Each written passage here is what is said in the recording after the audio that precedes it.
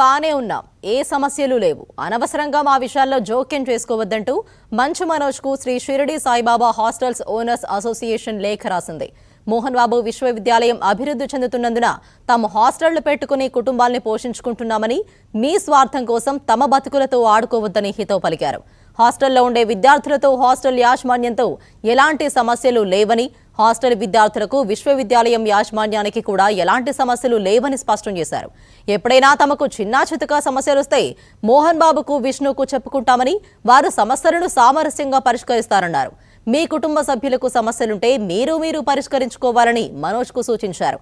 ఇన్ని సంవత్సరాలుగా మా దగ్గరికి ఎప్పుడూ రాని మనోజ్ ఇప్పుడేదో మేము ఆయన దగ్గరికి వెళ్లినట్టు, తమకేవో సమస్యలున్నట్టుగా చెప్పినట్టు చిత్రీకరించడం తగదన్నారు.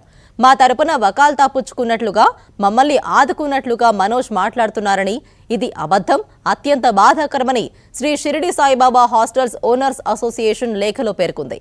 ఎంతో మందికి విద్యనందించే విద్యాలయం గేటును మనోజ్ సంక్రాంతి రోజు తన్నడం ఆశ్చర్యకరంగా అనిపించిందని, మోహన్ బాబు స్థాపించిన విద్యాలయాలు ఎన్నో కుటుంబాలను నిలబెట్టాయని పేర్కొన్నారు. మనోజ్ స్వార్థం కోసం తమ నోటికాడ కూడు లాగొద్దని చేతులెత్తి దండం పెడుతున్నామంటూ వేడుకున్నారు. తమను రోడ్డున పడేయొద్దంటూ మనోజ్కు హాస్టల్స్ అసోసియేషన్ రాసిన లేఖలో పేర్కొన్నారు.